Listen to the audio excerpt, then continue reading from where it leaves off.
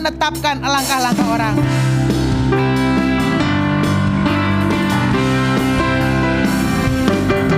Tuhan menetapkan langkah-langkah orang yang hidupnya berkenan kepadanya. Apabila ia jatuh tak sampai tergeletak, sebab Tuhan menopang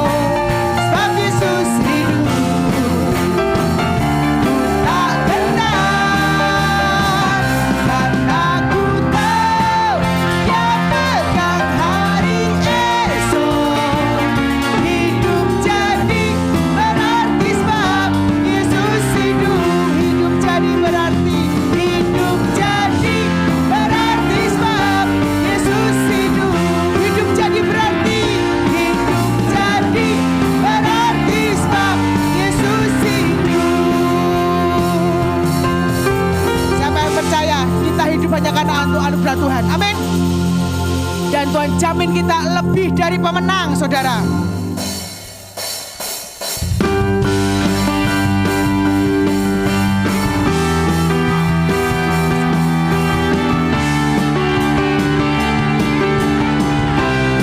Mari katakan sama-sama.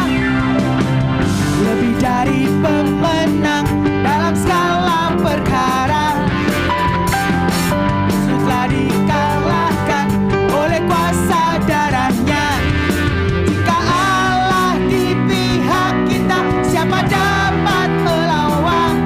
Kita lebih dari pemenang. Lebih dari pemenang. Lebih dari pemenang dalam segala perkara. Iblis telah dikalahkan oleh kuasa darahnya. Bila Allah di pihak kita, siapa dapat melawan? Kita lebih dari pemenang. Haleluya. Dibiarkan nama-Nya, Yesus Raja segala raja. Haleluya. Bangkitlah gerejanya, kita lebih dari pemenang. Haleluya. Dibiarkan nama-Nya, Yesus Raja segala raja. Haleluya. Bangkitlah gerejanya, kita lebih dari pemenang.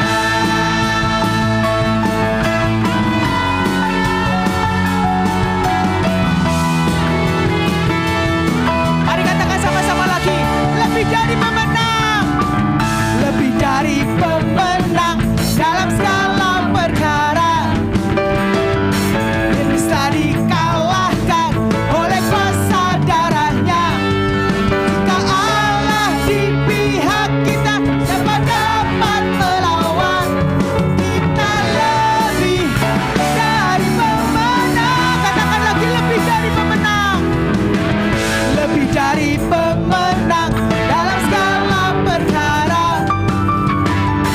Iblis telah dikalahkan oleh kuasa darahnya. Jika Allah di pihak kita, siapa dapat melawan? Kita lebih dari pemenang. Haleluya. Haleluya. Dibiarkan nama-Nya, Yesus Raja segala raja. Haleluya. Bangkitlah gerejanya, kita lebih dari pemenang. Haleluya. Haleluya. Dibiarkan nama-Nya, Yesus Raja segala raja. Haleluya. Haleluya. Bangkitlah gerejanya, kita lebih dari pemenang. Kita lebih dari pemenang. Sekali lagi, kita lebih dari pemenang.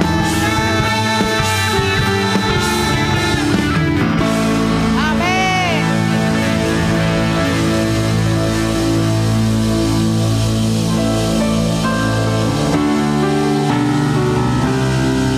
Mari berjaya di tengah-tengah kami lebih lagi, Tuhan.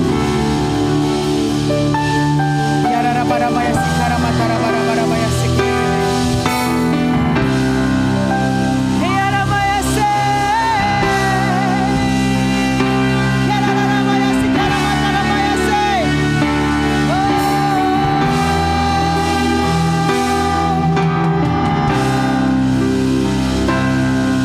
Your name is the highest. Your name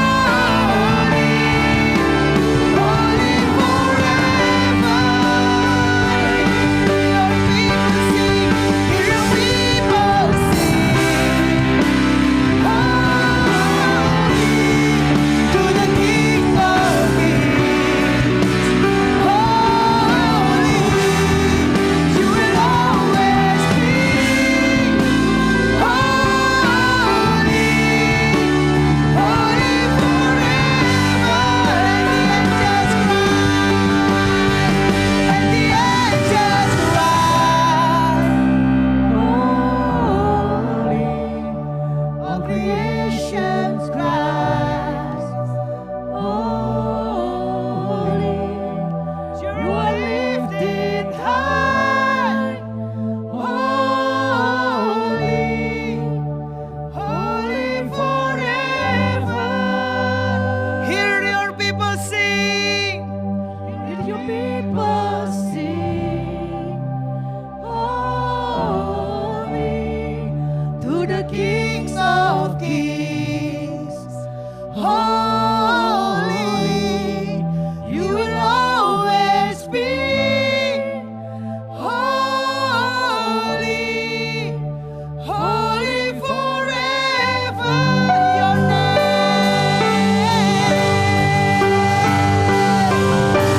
name is the highest, your name is the greatest, your name stands above them all.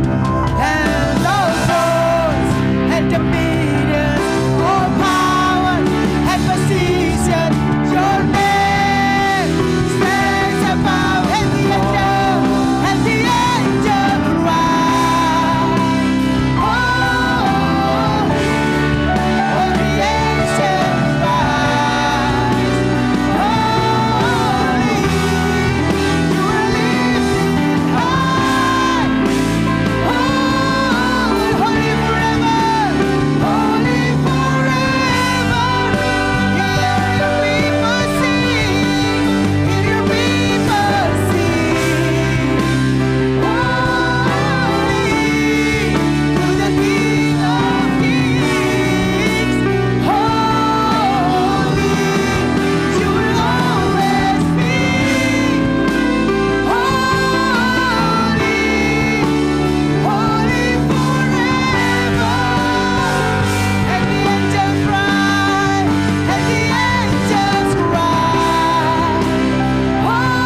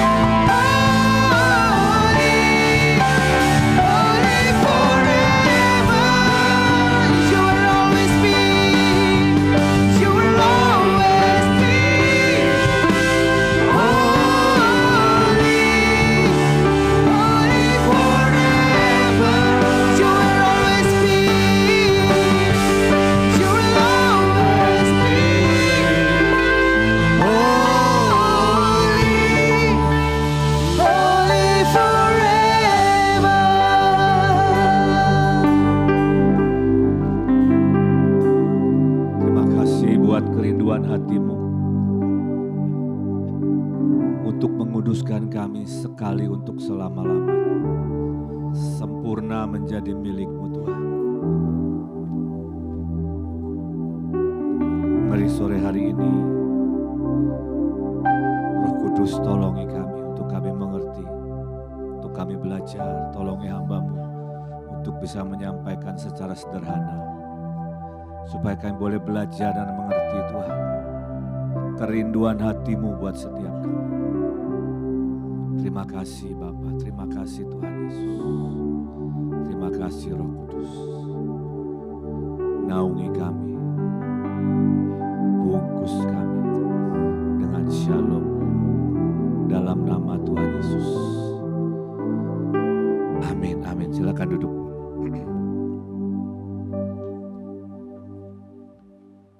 Saya percaya bahwa Tuhan itu punya rencana yang sangat besar buat setiap kita. Amin.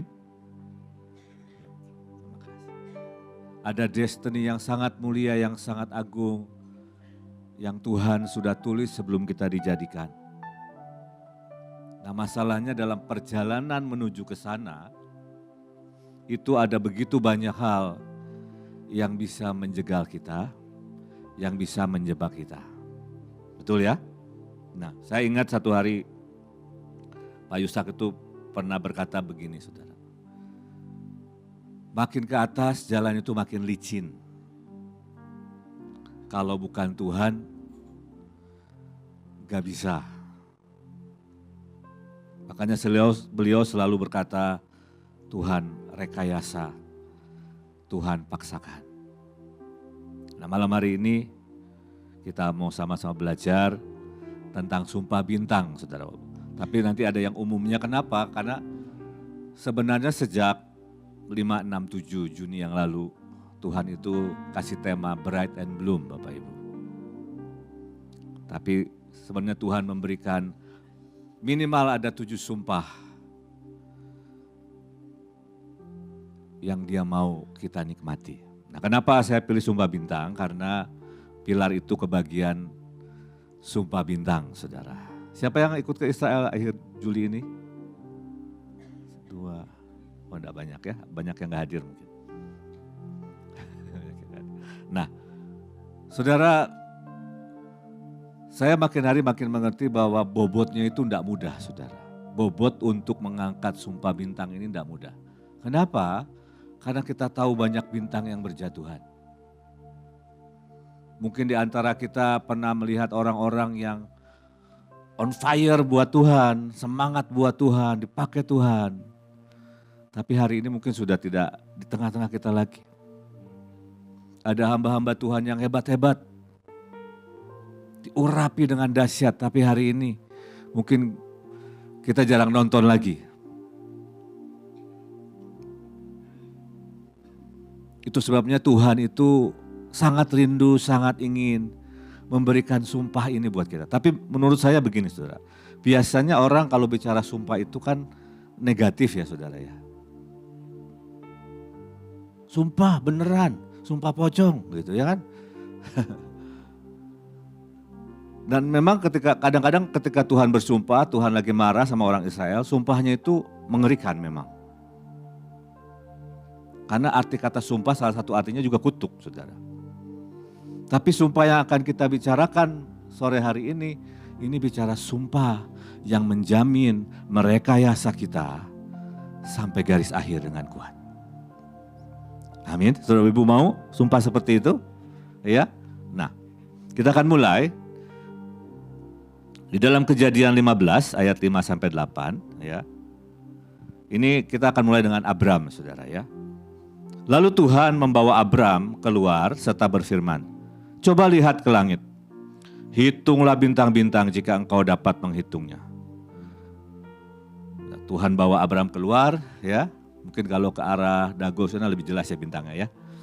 Saya kalau ke pulau gitu, lihat bintang itu jelas saudara ya, kalau malam-malam melihatin langit. Saudara bisa menghitung bintang? Dikatakan ada miliaran galaksi. Galaksi itu sekelompok dari miliaran bintang. Nah, hitung sendirilah saudara. Betapa banyaknya bintang. Tuhan sedang berkata sama Abram, firman-Nya kepadanya, demikianlah banyaknya nanti keturunanmu. Lalu percayalah Abram kepada Tuhan. Maka Tuhan memperhitungkan hal itu kepadanya sebagai kebenaran. Nah, pertama saudara percaya nggak bahwa saudara bintang? Nanti saya akan bahas lebih dalam ya. Tapi saudara mulai tanya, saya percaya nggak saya bintang? Karena itu janji Tuhan buat kita. Kemudian janji yang kedua begini. Lalu firman Tuhan kepadanya, akulah Tuhan yang membawa engkau keluar dari Ur Kasdim untuk memberikan negeri ini kepadamu menjadi milikmu. Jadi ada 2 janji minimal di sini ya. Pertama apa? Keturunannya seperti bintang di langit. Kedua, Tuhan kasih tanah. Maksudnya apa? Land. Negeri, bukan tanah berapa hektar gitu, negeri saudara. Tapi Abraham tanya sama Tuhan. Kata Abraham, ya Tuhan Allah, dari manakah aku tahu bahwa aku memilikinya? Nah, saya harap Bapak Ibu kalau di sini kan harus mewarisi baca Alkitab ya. Jadi saya nggak usah, karena waktu saya mempersiapkan tuh ayatnya banyak banget saudara. Tapi saya akan cerita saja. Nah, dari Kejadian 12, Tuhan ini memanggil Abraham keluar dari Ur Kasdim dan memberikan janji bahwa dia akan punya keturunan, akan dapat tanah, ya, akan jadi bangsa yang besar. Padahal dia nggak punya anak. Singkat cerita sampai Kejadian 15, ini sebuah perjalanan, sebuah proses yang Abraham harus lalui. Dan hari itu Tuhan bawa Abraham keluar. Sudah dilihatin, sudah percaya nih. Tapi pertanyaannya, dari mana aku tahu bahwa aku akan memilikinya? Nah, konteksnya bisa macam-macam. Konteks buat kita, Indonesia ini kan harus mengalami lawatan. Betul ya, Bev? Ya. Kita udah yang ketiga kali dijanjikan masuk masa Daud dan Salomo. Betul? Atau Bapak Ibu nggak ngikutin? Halo? Saya tahu memang belum makan malam ya, tapi tetap semangat Bapak Ibu. Karena kita berkata orang yang semangat dapat cari sendiri di Amsal. Sampai mana tadi? Keturunanmu akan seperti bintang di langit. Tapi dari mana Tuhan aku bisa tahu? Nah, singkat cerita di kejadian itu, Tuhan suruh Abraham potong domba, lembu, burung, betul? Karena apa? Tuhan buat covenant. Tuhan buat perjanjian. Nah, zaman dulu orang ngerti kalau buat covenant itu artinya aku jamin dengan darah, artinya dengan hidupku sendiri bahwa itu pasti terjadi. Nah, saudara, mari kita lihat sekarang. Tapi covenant saja ternyata tidak cukup. Saudara.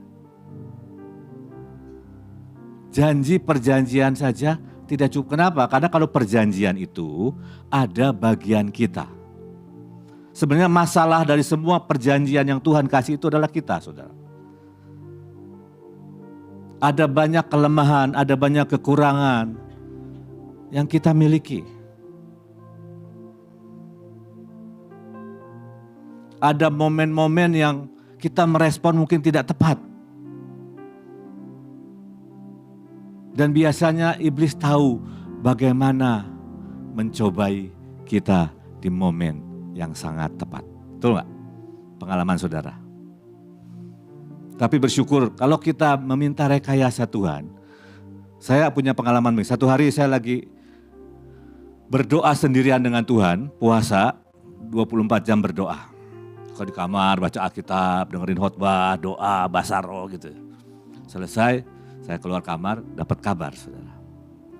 Mobil baru ditabrak. Untungnya baru berdoa. Jadi responnya baik saudara. Ya sudah kejadian. Bapak gak marah?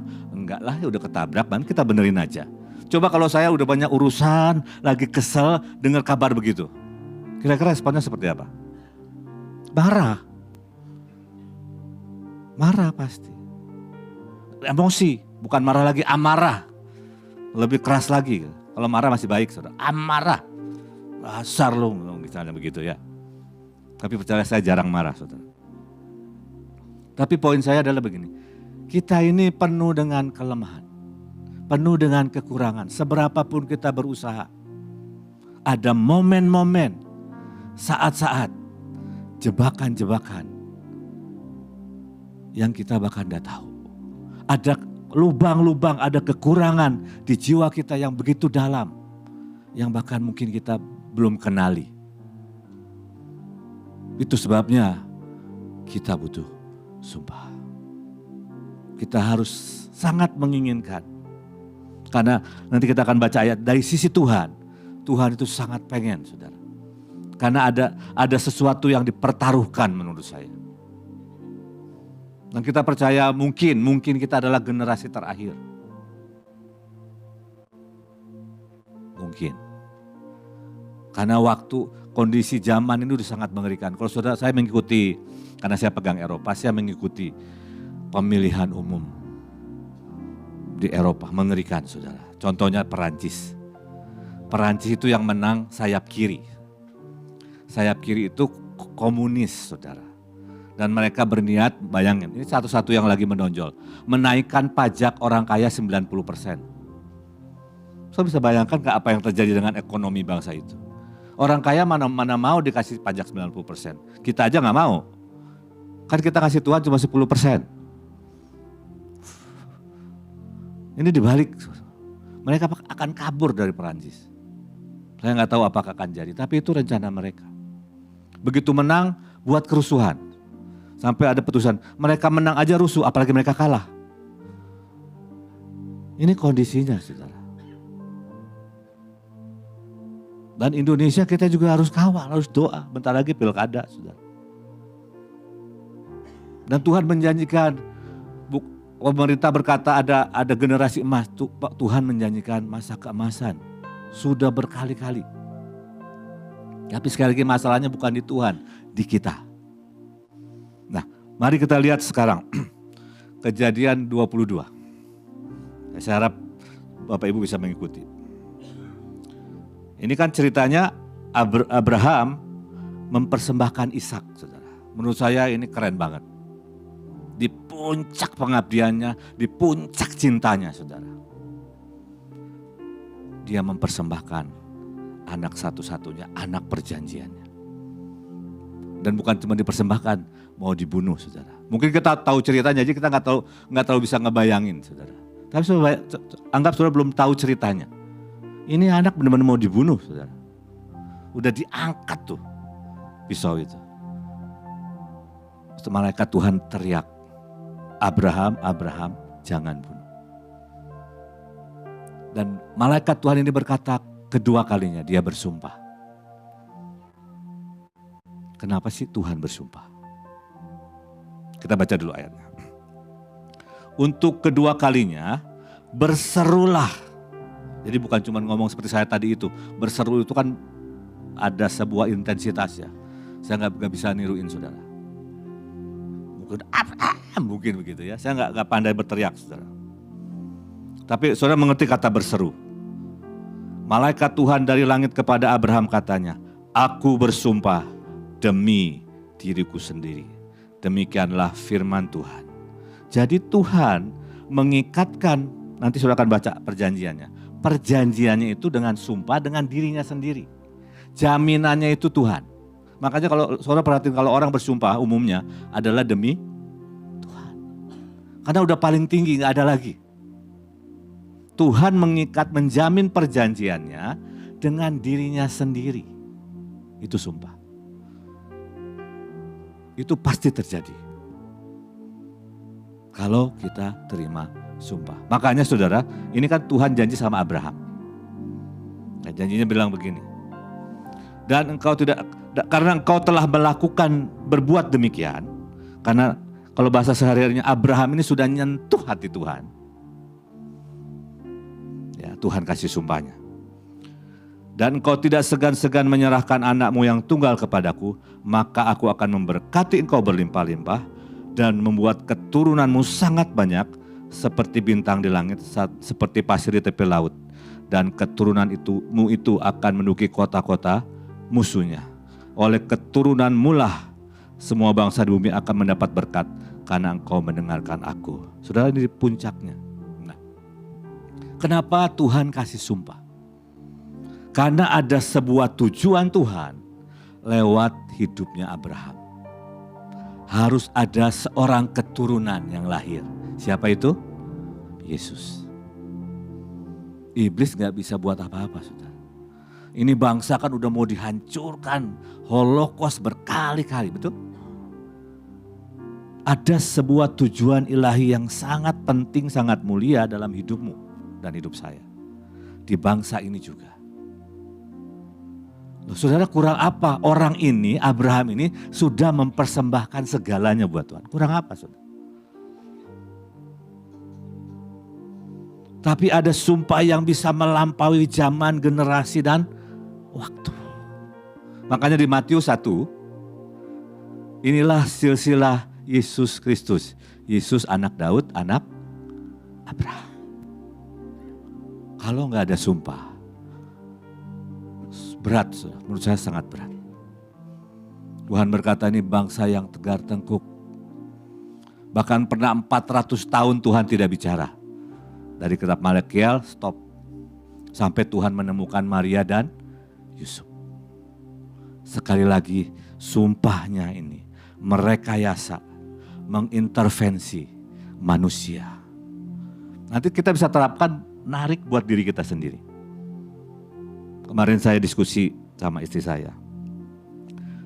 Beliau bilang begini, menurut saya ya, kami ini 3 kali satu hamba Tuhan mendoakan.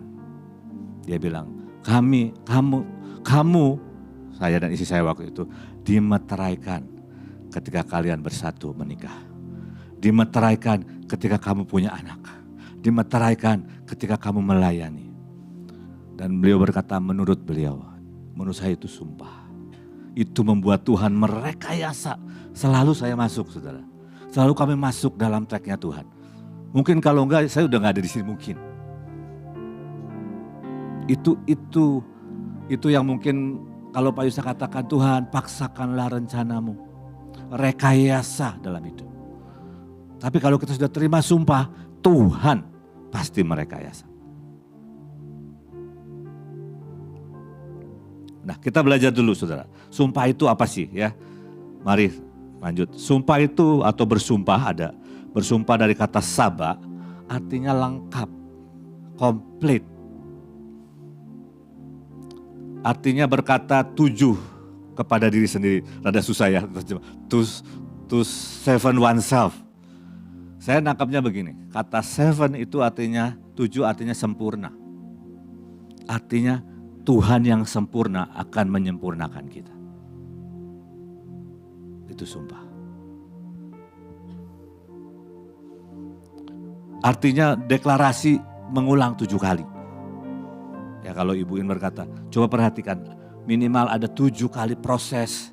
Dan setiap kali engkau melewati proses itu dan engkau melaluinya dengan respon baik, kau akan terima sumpah. Artinya juga diberi makan sampai kenyang. Itu Tuhan benar-benar menjamin segala-galanya.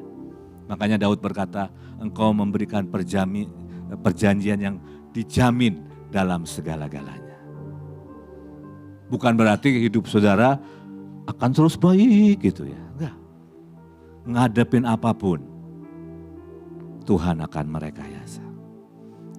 Tuhan akan mengintervensi. Nah, kata sumpah tadi bersumpah, sekarang sumpah dari sebuah sesuatu yang disumpahkan ya, dan juga dinyatakan tidak bersalah.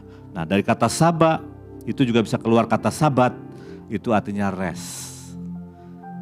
Artinya mengalami ketenangan.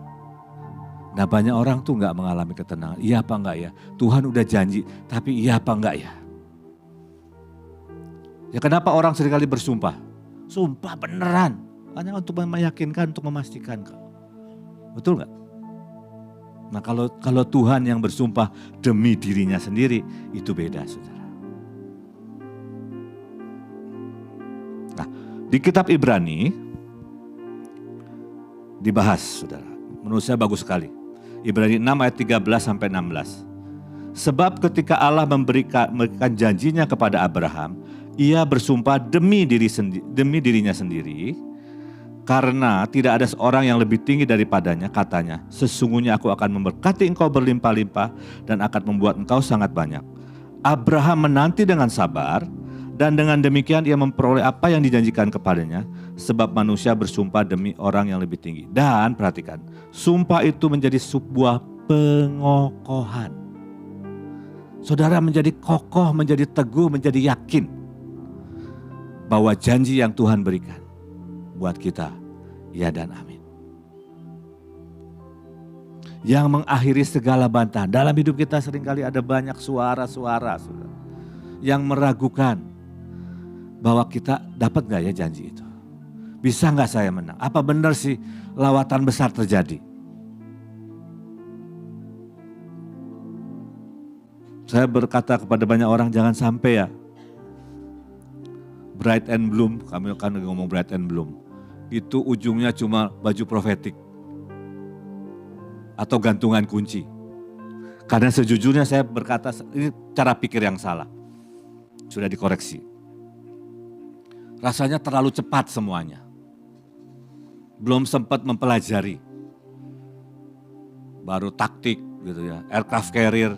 Kayaknya belum sempat menjalani dan meresapi. Sampai ada yang khotbah berkata, bukannya Tuhan terlalu cepat, kitanya terlalu lambat. Jadi kita harus mempercepat, saudara. Kita harus memperbesar wadah. Kita harus bangun. Pendahulu-pendahulu kita sudah bayar sangat banyak. Saya berkata, saya kaget dengan statement saya sendiri. Lagi kami pemetaan buat Israel. Saya berkata begini, Tuhan Yesus itu bayar buat kita sangat mahal. Betul nggak? Terlalu mahal. Jadi saya berkata, kalau saya cuma sampai segini dan saya tidak mengejar panggilan Tuhan lebih lagi, saya sedang menghina karya Tuhan. Ini bukan bicara buat dosa loh saudara. Kalau saya tidak mengejar panggilan Tuhan dalam hidup saya, mengejar rencana Tuhan dalam hidup saya sedang mengecilkan karya Kristus. Bisa nangkap saudara sampai sini? Menurut saudara, saudara gimana?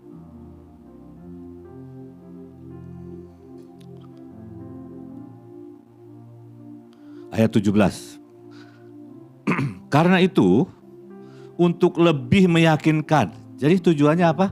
Meyakinkan kita, saudara. Karena seringkali kita yang gak yakin. Bahwa Tuhan itu serius dengan janjinya. Bahwa Tuhan itu sungguh-sungguh. Nanti saya akan kasih satu ayat. Yang kalau kita percaya ayat itu, menurut saya hidup kita akan berbeda kok. Kalau kita yakin ayat itu. Yang Yesus ucapkan. Dan kita mulai menjalankan identitas kita. Untuk lebih meyakinkan mereka yang berhak menerima janji itu akan kepastian putusannya, Allah telah mengikat dirinya dengan sumpah. Allah mengikat dirinya dengan sumpah. Jaminannya itu Tuhan. Kurang apa saudara? Ketika dia bersumpah demi dirinya sendiri, dia berkata, aku jaminannya. Dan ayatnya berkata supaya oleh dua kenyataan yang tidak berubah, apa itu? Janji dan sumpah, tentang mana Allah tidak mungkin berdusta, kita yang mencari apa? Perlindungan. Tadi di jalan saya mendengarkan khotbah dari Pak Yusak. Banyak orang tuh sebenarnya gak mencari perlindungan dari Tuhan kok. Begitu sakit yang pertama dipikirin apa? Dokter atau obat. Loh, saya enggak anti dokter, enggak anti obat. Tapi seringkali kita tidak mencari perlindungan Tuhan. Kita enggak tanya Tuhan. Sumpah adalah untuk mereka yang mencari perlindungan dari Tuhan. Apakah saudara orang-orang yang mencari perlindungan dari Tuhan? Beroleh dorongan yang kuat untuk menjangkau pengharapan yang terletak di depan kita. Ada pengharapan, ada janji yang Tuhan sudah berikan. Dan kalau kita terima sumpah, kita punya kekuatan, keyakinan. Kita punya perlindungan bahwa itu pasti terjadi. Saya akan baca versi Amplified ayat 17. Menurut saya ini menunjukkan banyak hal. Dikatakan begini, ya. Dengan cara yang sama, Allah kerinduannya untuk menunjukkan kepada pewaris perjanjian. Kita sering nyanyi, kita pewaris perjanjian. Dan Tuhan itu dengan cara yang sama, cara apa? Cara dengan sumpahnya. Menunjukkan keinginan, kerinduan hatinya. Dia lebih dari rindu untuk menjadikan saudara sampai. Amin saudara. Saudara nangkep gak sih? Atau terlalu susah? sumpah ini Tuhan itu sedang menunjukkan aku ini mau nak, aku ini pengen, aku ini rindu. Terjemahan lain tapi saya nggak tulis, dikatakan He is more than willing, lebih daripada rela, lebih daripada rindu. Untuk menunjukkan kepada saya dan saudara pewaris perjanjian, tujuannya yang tidak berubah. Ada sebuah tujuan yang mulia yang tidak berubah, saudara.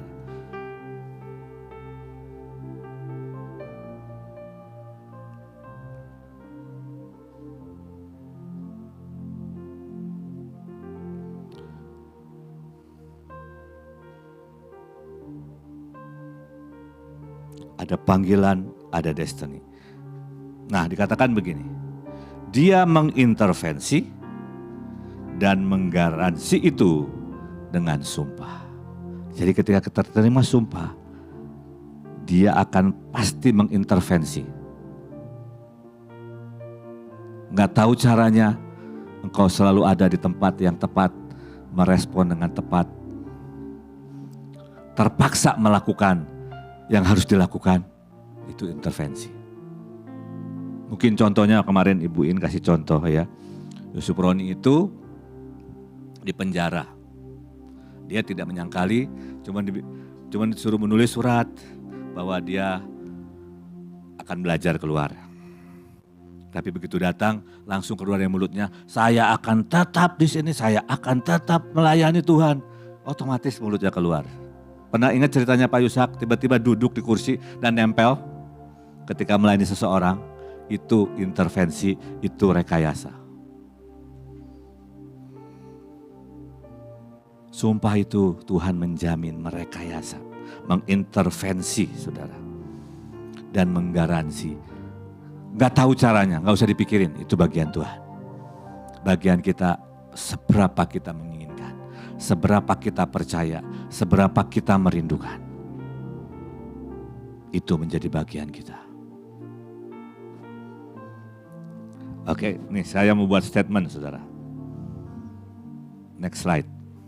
Nah, coba perhatikan respon di dalam saudara ketika saudara mendengarkan firman ini.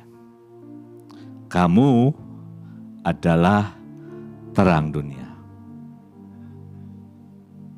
Saya dan saudara adalah, Yesus nggak bilang akan jadi loh. Yesus nggak bilang aku rencanakan kamu jadi terang dunia. Yesus bilang sama murid-muridnya, kamu adalah terang dunia. Ketika Yesus ngomong itu, murid-muridnya jadi terang dunia belum? Belum ya? Petrus masih nyangkal kok. Bahkan ada yang gagal namanya Yudas. Tapi inilah identitas kita. Dan kita harus memanifestasikan itu.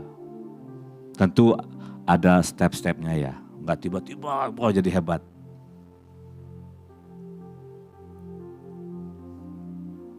Kota yang terletak di atas gunung tidak mungkin tersembunyi.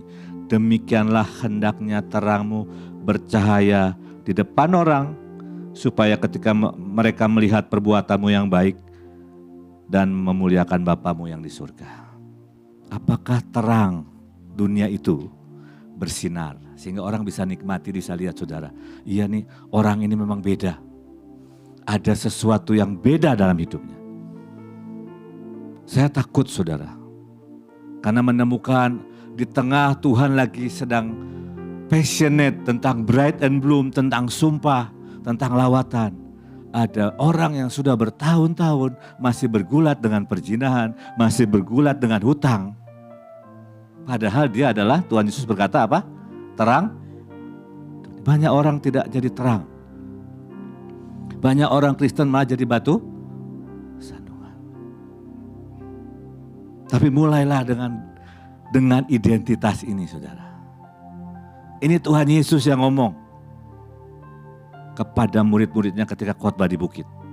Setelah 9 sabda bahagia, Yesus berkata, kamu adalah terang dunia. Setiap kali saudara mau, kalau seandainya setiap kali kita membuat sesuatu dan kita mulai berkata, Tuhan kau berkata aku ini terang dunia, kau akan buat yang berbeda. Betul nggak? Tapi seringkali kita lupa identitas kita sebagai terang dunia. Saya pernah cerita ya, satu hari saya ketemu orang tua murid. Dulu saya suka ikut dia, waktu saya belum full time saya suka ikut dia omprengan ya. Saya dari namanya Pekayon, saya ikut mobil dia nanti terus ke Jakarta. Singkat cerita saya full time dan jadi direktur sekolah. Nah satu hari ada pertemuan orang tua, saya udah gak jadi direktur sekolah, lagi ngobrol saudara. Dia tanya begini, Pak Luki katanya, tahu gak kenapa saya masukkan anak saya ke sekolah Mahanaim? Ini orang lumayan, kedudukannya lumayan. Gak tahu Pak, cuma gara-gara Pak Luki ngatur parkir. Loh saudara, apa hubungannya parkir dengan masukkan anak ke sekolah?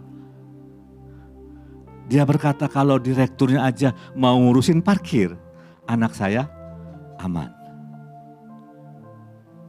Loh bisa gak orang lihat sesuatu dari hidup saudara? Saudara adalah terang dunia ini firman.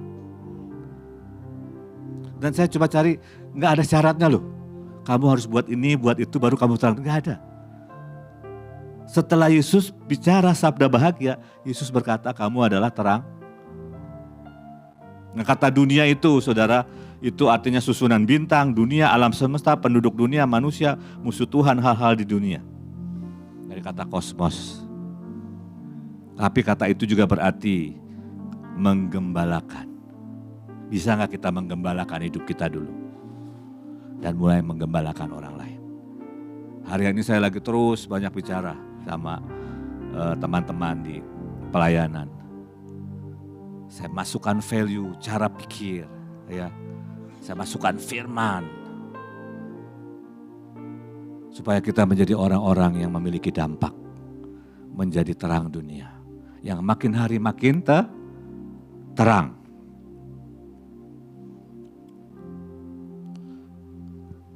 Kemudian ini tanggung jawab kita. Itu identitas saudara, sekarang tanggung jawab kita.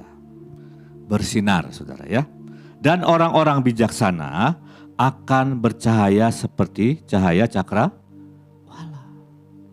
Saudara dan saya harus jadi orang bijaksana. Banyak orang Kristen bahkan tidak bijaksana memakai uang. Gaji 2 juta belinya iPhone. Kredit. Tidak bijaksana memakai waktu. Tidak bijaksana mengatur keluarga. Kita berkata kita adalah orang-orang bijaksana yang bercahaya, terang. Bintang itu kalau sudah, sekarang udah ada satelit, ada GPS ya. Zaman dulu orang kalau mau navigasi itu pakai bintang saudara. Makanya kalau mendung susah. Orang Majus mau lihat Yesus, lihat bintang, mau ketemu Yesus. Bisa gak orang melihat saudara dan ketemu Tuhan Yesus? Atau amit-amit jadi orang Kristen. Saya pernah cerita ya, gak tahu di mana. Jadi rumah saya di gang waktu itu, tetangganya itu majelis gereja saudara. Maaf bicara, rekornya itu seminggu mungkin 3-4 kali ribut. Ayah saya berkata, coba lihat itu. Ayah saya ini seorang paranormal. Saudara. Coba lihat itu, majelis gereja, kerjanya ribut. Nanti butuh duit, pinjam duit. Saudara begitu. Maksudnya ayah saya cerita begitu. Pendeta itu kerjanya minta duit.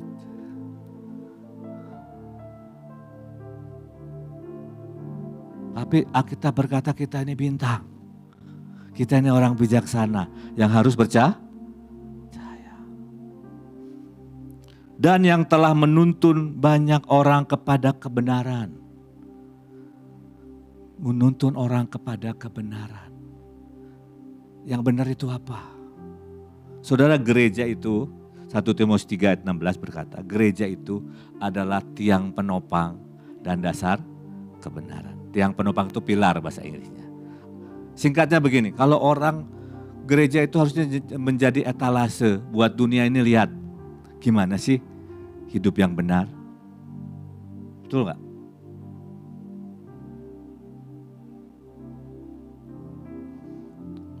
Bersinar, bijaksana, membawa banyak orang kepada kebenaran.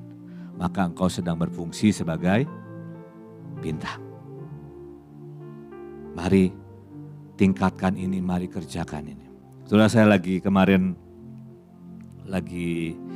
setiap hari ada devotion ya, di pelayanan itu ada devotion, ada ibadah. Ada orang yang sedang khotbah tentang Lot, saudara. Tiba-tiba selama beliaunya khotbah saya menggali sendiri, Tuhan banyak bicara gitu. Lot ini orang yang seharusnya orang yang sangat menikmati perjanjian yang Abraham punya. Dikatakan Abraham sangat kaya, Lot ikut kaya, tidak dibilang sangat kaya. Sampai satu hari ribut antara gembala Abraham dan Lot. Tapi Lot tidak mengerti bahwa dia ini menikmati itu karena dia ada di bawah Abraham. Itu sudah sering kita dengar ya Bapak Ibu ya. Nah, singkat cerita Lot pergi dan tinggal di dekat Sodom. Terakhir masuk ke kota Sodom. Singkat cerita 5 kota di Sodom dan sekitarnya ini bersatu dan perang dan kalah. Dan Sodom dan Lot dan keluarganya dan hartanya dirampas, saudara. Sudah tahu ceritanya, Abraham dengan semua pasukannya 318 membebaskan mereka. Tapi yang aneh, tidak diceritakan Lot balik ke Abraham dan tidak diceritakan Lot bersyukur sama Abraham. Itu apa sih artinya? Tidak tahu diri. Dia tetap balik ke Sodom. Di Kejadian 18, jadi ini agak keluar sedikit. Karena ini buat saya menarik, saudara. Yang ketiga ini sangat menarik. Dan menurut saya dalam sisi tertentu saya harus berurusan dengan itu. Dan menurut saya saudara juga. Saudara, Kejadian 18, Abraham ini bersyafaat. Karena Tuhan bilang banyak keluh kesah tentang Sodom dan Gomora. Abraham ini bersyafaat. Untuk siapa? Untuk sepupunya, anak angkatnya, Lot. Lot tahu nggak? Saya rasa nggak tahu. Di Kejadian 19, 2 malaikat datang. Ceritanya panjang, tapi yang menarik begini. Kemudian Lot ini berlama-lama, padahal udah dibilang, aku akan memusnahkan kota ini. Saudara, kalau misalnya ya di satu tempat, saudara ada di situ dan kota itu mau dimusnahkan, malaikat lagi yang datang, kira-kira saudara santai nggak?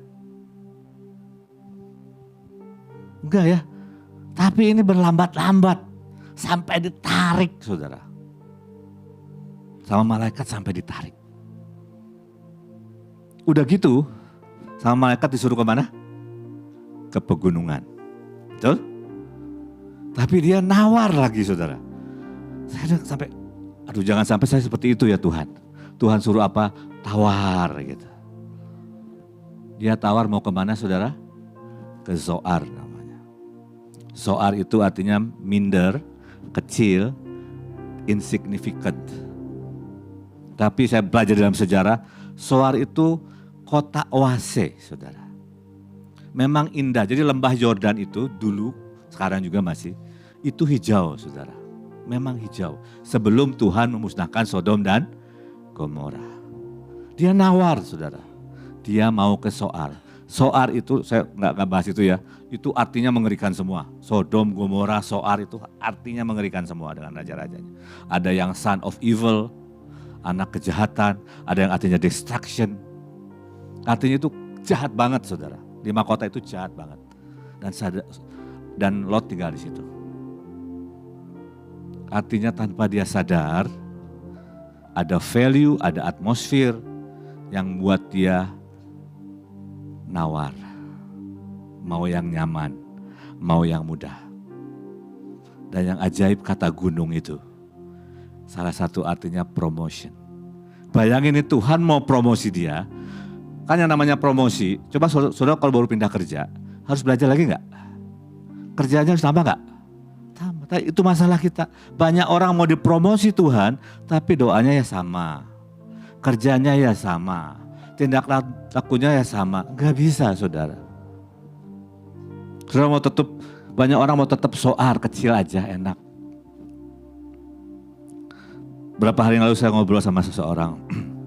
Dia bilang, kenapa ya keuangan untuk pelayananku tuh stuck gitu. Segitu aja. Besar sih. Terus Tuhan bicara sama, karena kamu tidak mau mengembangkan. Kamu tidak mau mengembangkan pelayanan ini. Karena buat kamu berarti aku harus push lagi. Saudara puas seperti ini terus? Tuhan tidak puas. Tuhan mau promotion. Tuhan mau kasih pegunungan, saudara. Tapi Lot memilih Soar. Dan yang aneh, dia takut tinggal di Soar. Dan dia tetap naik gunung. Tapi masuk gua. Gua yang gelap. Nah kata gua itu artinya telanjang atau ditelanjangi. Saudara tahu kisah selanjutnya, terjadi incest dan sebagainya. Moral of the story adalah, saudara mau pilih kenyamanan, semua yang kita kuasai, atau Tuhan izinkan Tuhan bawa engkau dalam perjalanan yang engkau harus bergantung sama Tuhan. Engkau harus stretch imanmu, engkau harus stretch doamu. Saya lagi memaksa diri saya, Tuhan, saya ini benar-benar harus ilahi. Udah banyak orang ditumpangin tangan doa cuma rebah doang, belum sembuh. Banyak orang yang ketemu saya pulang masih sama. Aku masih seperti yang dulu. Saudara, menurut saya bukan cuma kita yang memerlukan lawatan. Dunia perlu lawatan. Dan saya berdoa, saudara jerit buat sumpah. Jerit untuk naik ke pegunungan. Jangan tinggal di Soar. Paksa dirimu. Karena saya percaya ada anugerah Tuhan. Kemampuan dari Tuhan. Bahkan kerinduan pun dari Tuhan. Tapi saudara sepakat dengan yang Tuhan mau. Jangan seperti Lot. Aku pasti gak kuat. Padahal udah dibilang, aku tidak bisa memusnahkan kota ini sebelum engkau keluar. Loh, bilang begitu loh. Artinya kalau seandainya tengah jalan gak kuat, ya nggak akan turun kok itunya, bencananya. Dia tinggal teriak, tolongin aku. Mungkin malaikat bawa terbang, saudara. Betul nggak? Ya, itu keluar sedikit dari situ. Saya lagi sedang tertarik, saudara, dengan itu. Next, bintang nih, saudara ya. Pada waktu itu akan muncul Mikael. Ini memang bicara tentang malaikat, penghulu malaikat Mikael. Tapi ini juga bicara tentang generasi Mikael. Saya lagi terus bergumul dan berdoa, Tuhan tolongi saya untuk bisa menangkap strategi Tuhan. Dengan detail, saudara. Karena begini, saudara bayangkan ya, saya kalau ke Jawa tuh suka naik kereta api, saudara. Indonesia ini benar-benar tanah surga. Tuh lihat sawah sepanjang mata memandang. Datar dengan irigasi. Tapi di beberapa tempat masih pakai pacul, saudara. Saya ketemu seseorang dia banyak ke China, dia bilang, China ini udah sangat modern. Semua dengan teknologi yang mutakhir dari benih, gurun jadi kebun anggur. Dia punya ketahanan pangan 8 tahun. Saya bilang, Tuhan, kami ini tidak cukup waktu.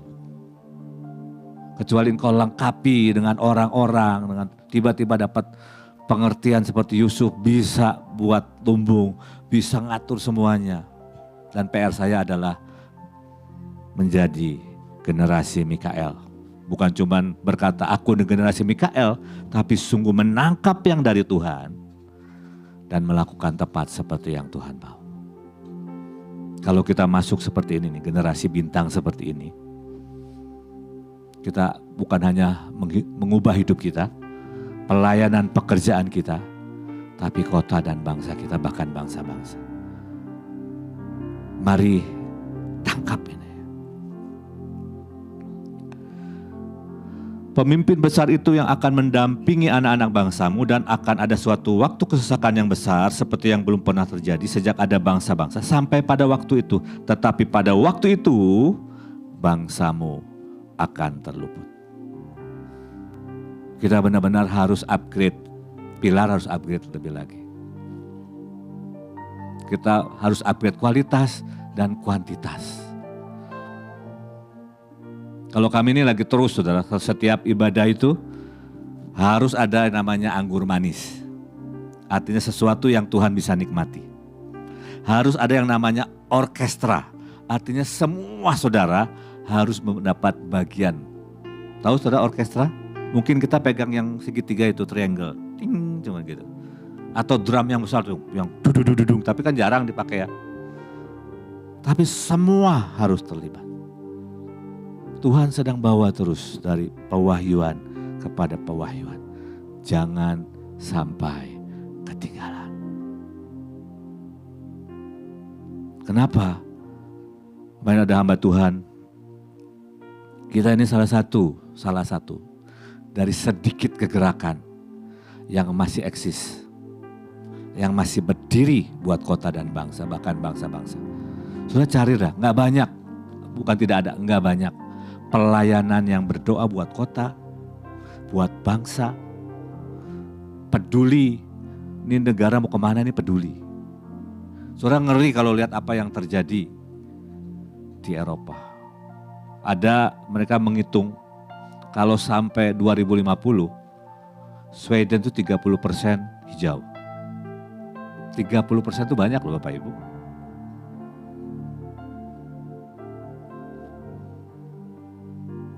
Dan kita akan terus berdiri buat bangsa kita, semakin kuat, semakin tepat. Karena kita mau, bukan cuma kita yang terluput, tapi bangsa kita terluput. Kesesakan itu gak enak saudara. Kalau ditarik lebih dekat lagi sama kita, kalau duitnya sesak gak enak ya. Betul? Oh enak? Gak enak. Kalau gak sehat itu sesak saudara. Apalagi kalau ini kesesakan besar. Virus, krisis. Kemarin ada yang orang bilang begini, banyak orang gak sadar. Sekarang US dollar itu sudah berapa saudara? 16.200. Sudah tinggi loh saudara. Kalau kita gak berdoa buat pemerintahan, buat ekonomi. Indonesia ini rawan, saudara. Saudara mau hidup dalam Indonesia rawan? Enggak, mari berdoa. Mari jadi bintang. Lanjut ya, udah tinggal sedikit lagi, saudara. Ada pribadi yang keren, saudara. Namanya Kaleb. Pada waktu itu Musa bersumpah, katanya, sesungguhnya tanah yang diinjak oleh kakimu itu akan menjadi milik pusakamu dan anak-anakmu sampai selama-lamanya. Sumpah loh. Yang sumpah ini Musa. Tapi Musa ini kan hamba Tuhan yang face to face dengan Tuhan. Pada muka-muka dengan Tuhan. Yang dengar suara Tuhan clear. Kalau dia bersumpah, itu sumpahnya mirip dengan sumpah Tuhan. Kenapa dikatakan dia dapat sumpah itu? Sebab engkau tetap mengikuti Tuhan Allahku dengan sepenuh hati. Yang Tuhan minta dari kita, mari belajar kalau nyanyi sepenuh hati. Apakah saya selalu melakukan? Enggak juga. Tapi saya belajar untuk sepenuh hati. Kalau deklarasi, sepenuh hati. Kalau kerja, sepenuh hati. Saya yakin hasilnya akan berbeda. Kadang-kadang kita harus menetapkan hati untuk bisa sepenuh hati kok. Ketika kita sepenuh hati, fokus kita tuh sama Tuhan. Kita dapat sumpah loh ini.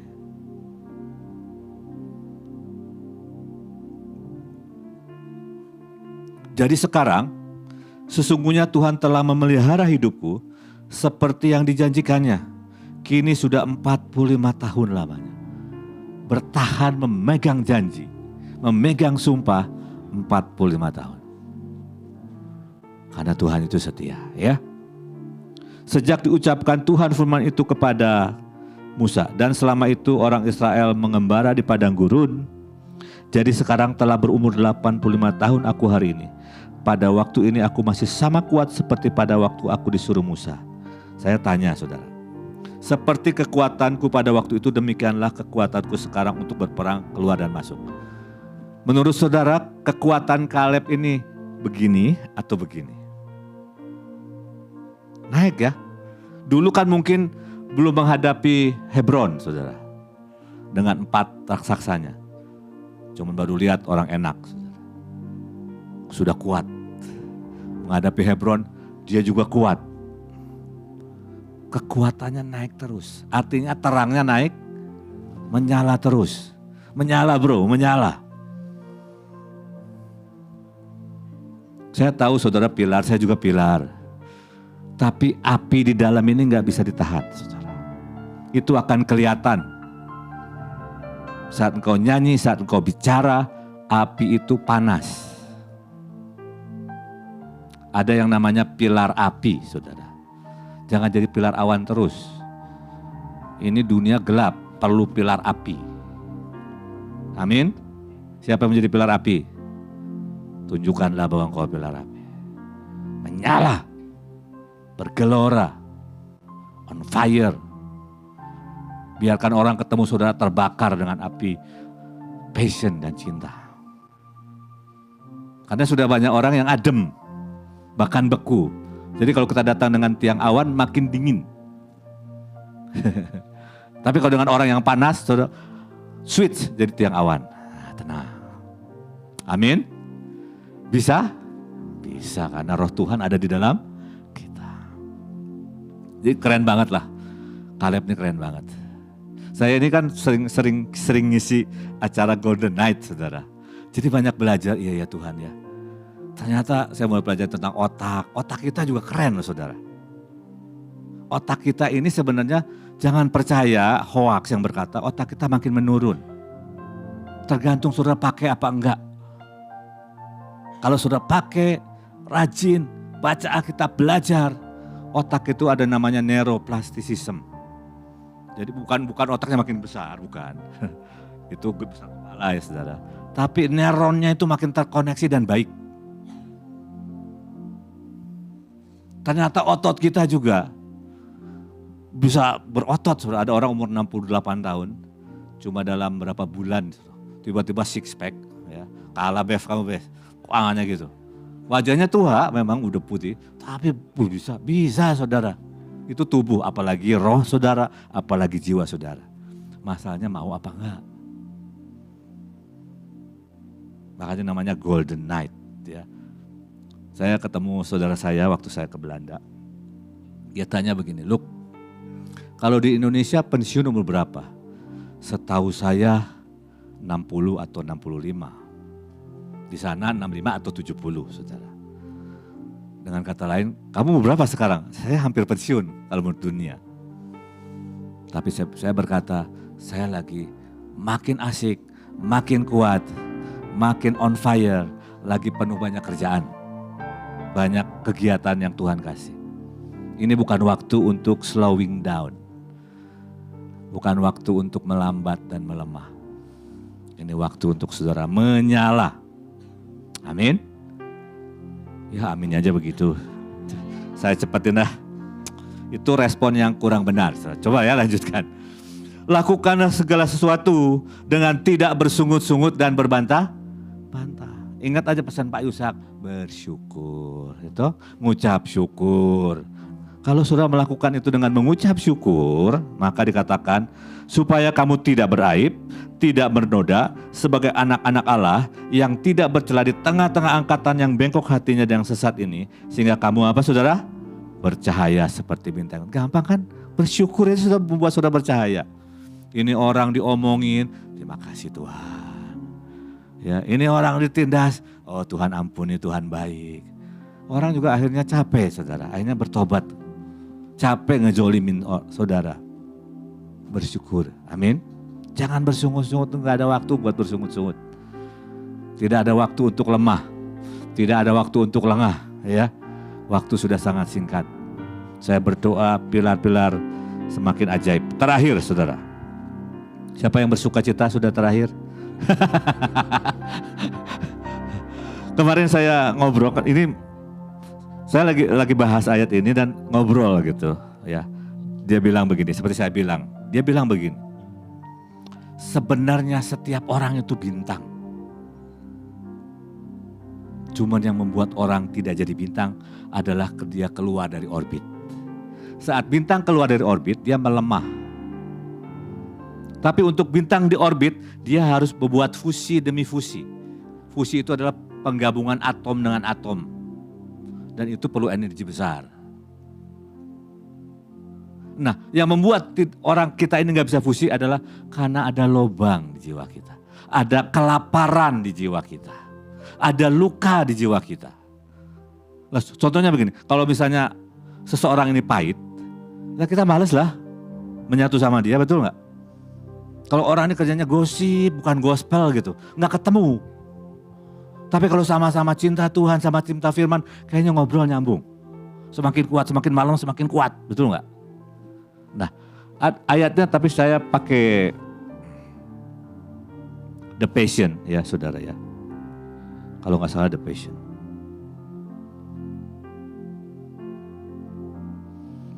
Karena kita mempunyai banyak saksi. Bagaikan awan mengelilingi kita. Saya yakin saudara sudah dengar khotbah ini mungkin ratusan kali. Tapi saya buat sederhana begini. Bayangkan ada CCTV yang lihat kita terus. Dan CCTV itu ditonton sama Pak Yusak misalnya. Kira-kira cara saudara nyembah beda gak sih? Cara saudara deklarasi beda gak? Cara saudara hidup beda gak? Ini ada saksi nih yang nonton. Kalau saudara baca konteksnya itu di Ibrani 11. Dari Habel, ada Abraham, Ishak, Yakub dan seterusnya. Ada Nuh saudara. Mereka nonton, bukan cuma nonton, oh gitu ya kamu, oh Lani begitu, bukan.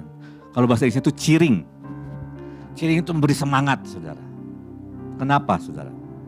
Ya kalau saudara baca saya tulis gak ya? Di Ibrani 11 ayat yang ke-40. Ada sebuah statement firman Tuhan yang berkata begini, tanpa kita mereka tidak bisa sampai kepada kesempurnaan. Coba saudara renungkan aja nih. Tanpa saya dan saudara dan semua anak Tuhan di seluruh dunia, mereka ini yang sudah berdarah-darah istilah saya, ada yang dipecut, ada yang digergaji karena imannya, gak bisa sampai kesempurnaan. Tanpa saya dan saudara. Kira-kira kalau misalnya seseorang, ada sebuah pertandingan ya misalnya ya. Kan sekarang lagi Euro Cup saudara ya. Misalnya ada satu orang gagal buat penalti. Dalam kondisi yang menentukan itu penyesalan seumur hidup. Betul nggak?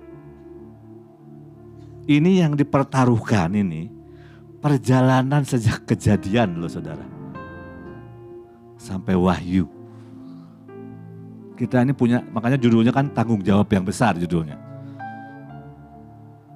Ada sesuatu yang sangat penting dan genting. Mungkin saudara berkata siapa saya? Nah itu krisis identitas. Saudara adalah bintang. Ada sesuatu yang urgent dan penting. Sebab itu siapa yang sanggup kecuali Tuhan mengikat dirinya sendiri dengan sumpah. Dan menjamin kita bisa sampai pada kesempurnaan. Karena kata sumpah artinya komplit, artinya sempurna. Tadi respon yang benar ini bicara tentang, ada satu kata di situ saya kuningkan, dikatakan, let off every wound that has pierced us. Buang setiap luka yang pernah menusuk hidup. mungkin kekecewaan, mungkin sakit hati, mungkin minder, apapun. Mungkin trauma-trauma. Karena itu membuat kita tidak bisa berlari. Saya nggak bahas yang dosa ya. Saya harap udah nggak ada yang berdosa berzina ya gitu. Yang gitu-gitu udah nggak zamannya. Tapi seringkali kita harus berurusan dengan luka yang menusuk jiwa kita. Bagaimana caranya? Tinggal datang sama Tuhan. Tuhan, aku ini kenapa ya masih mudah tersinggung? Cari saudara. Tolong Tuhan, tolong saya pengen sembuh. Jangan cari doain hamba Tuhan tumpang tangan. No. Datang sama Tuhan. Roh Kudus ada di dalam engkau. Ngomong, Tuhan aku ini mau berlomba. Dalam perlombaan yang diwajibkan buat aku. Karena ada sesuatu yang at stake gitu apa ya. Ini kalau kita nggak selesai. Kalau masih ada generasi berikutnya. Kalau ada generasi berikutnya misalnya ya. Berarti kita yang akan ciring mereka. Dan mereka harus selesai. Kalau enggak istilahnya tongkat estafet enggak sampai garis finish. Saya harap saudara ngerti pentingnya peran kita. Saya tidak sedang GR, enggak. Ini firman Tuhan. Ini firman Tuhan. Kita diciptakan serupa segambar dengan Tuhan. Kita ditebus dengan darah yang mahal lebih dari emas, perak, dan permata. Terlalu mahal. Tapi kan saya juga enggak selalu on saudara. Kadang-kadang ada waktunya, aduh pengen duduk sebentar, lihat YouTube, nonton highlight bola gitu kan. Boleh untuk ringan. Tapi kadang-kadang kan kepanjangan. Makanya saya butuh sumpah. Supaya bintang itu tetap di orbit. Tetap kuat, tetap berlari, tetap on fire, tetap ajaib, tetap luar biasa. Kenapa? Karena menyatu dengan Tuhan. Fusi demi fusi itu terjadi kalau di matahari itu terjadi hampir setiap saat. Perlu energi yang besar untuk terus di orbit. Tapi Tuhan itu sangat ingin, sangat rindu untuk setiap kita masuk dalam perjanjian dan sumpah bintang. Mari pastikan hidup kita bersinar. Orang bisa lihat ada progres, ada kemajuan, ada kemuliaan. Mari mengikut Tuhan, mari belajar sepenuh hati. Mari belajar respon yang benar. Hadapi apapun, percaya Tuhan tahu, Tuhan bersama kita dan kita menaikkan syukur. Saudara, teman saya tuh bilang begini sama saya. Kami tutup ya, penutupan. Saya kan kasih cawannya gampang buat yang akan pergi. Cawannya cuma mengucap syukur dan buat kebaikan. Masa sih untuk bintang begitu katanya. Kayaknya bintang kan wah keren banget gitu. Tapi saya makin renungkan, saya makin sadar, iya ya. Padahal sederhana aja. Kalau kamu bintang, kamu akan bersyukur kok. Betul gak? Tapi kenapa yang buat kita gak bisa bersyukur? Karena ada lubang. Rasanya hidup kurang. Istri kurang sayang. Suami kurang perhatian. Gak bisa bersyukur. Duit udah banyak masih kurang. Udah mau iPhone berikutnya lagi. Kurang. Itu di mana? Jiwa hati yang berlubang. Malam hari ini mari kita menjadi bintang-bintang. Mari sentuh hati Tuhan. Amin.